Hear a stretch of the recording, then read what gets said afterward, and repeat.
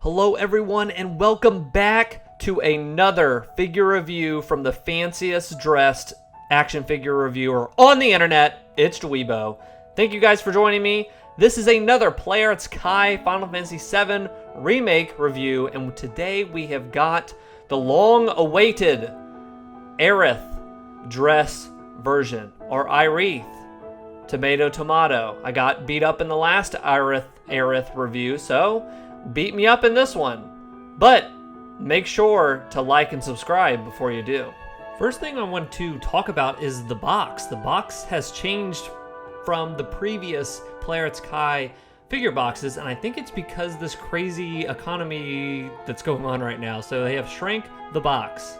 Even though they have shrank the box, they did not reduce the quality. That is still there, and I think that's part of shrinking the box and just maximizing everything, because the quality is still there. You still get this ornate dress with all the ruffles. You get these beautiful jewelry pieces on there that are hyper detailed. You can see the hair flowing in the back with the little ribbons going through it. It just looks incredible on a shelf. Like the other figures in this line, you can pose them in any way that you want. There is one issue, however, with this figure that I found, and that is with the hair. As you can see me kind of moving it around, the hair is so large that it actually pulls the head back slightly. You can get into a position where it basically will stay, and I kind of show that a little bit here, but it kind of wants to pull her head back because the hair is so freaking heavy. I do appreciate how detailed the hair is, but that's something to note. You can probably pose it and get away with it, so it's not a huge deal, but something to be aware of. The trend with these figures recently is not a lot of accessories, and this continues with this one. This one's kind of a bummer because you would think there would be a little bit more, because this is one of my favorite scenes in the remake.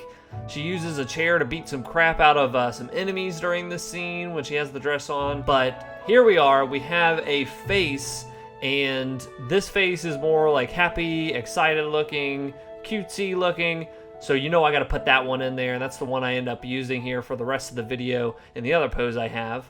But the other thing that we get is the hands. There's different hands, and I love that each of them have their own fingernail.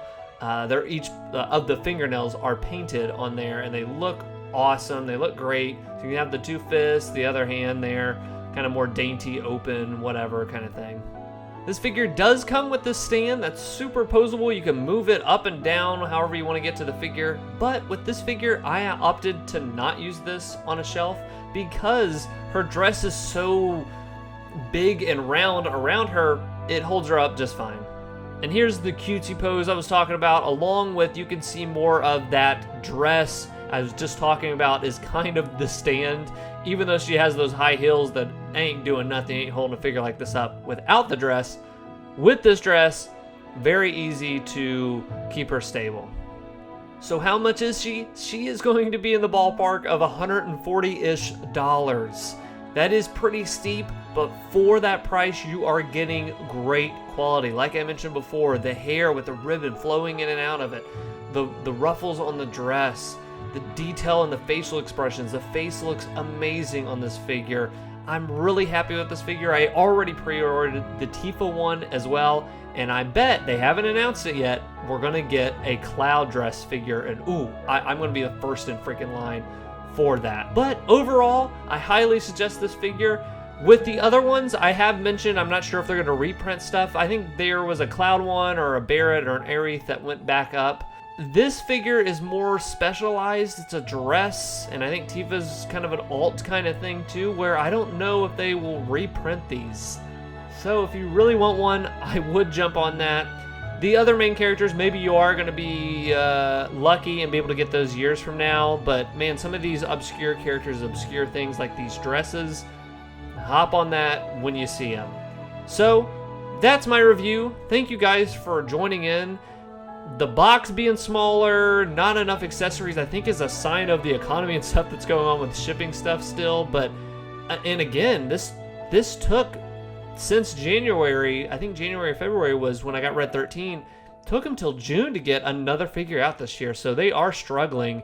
And as far as right now, all of the rest of the figures that have been announced are coming out in July. I don't think that's going to happen, but I think they're having trouble shipping stuff right now. So hold your horses, be patient. I think this line is incredible, and they're taking their time with it. I highly suggest them. And I will be doing the others in the line, as I've said before. So thank you guys for watching. Please like and subscribe if you enjoyed this video. I do these figure reviews. We do a podcast monthly talking about games, movies, TV shows, all that fun stuff. And every Thursday we stream some games together, me and the other DweeBros, as we're called in the streets. So thank you guys for watching, and until next time, bye-bye.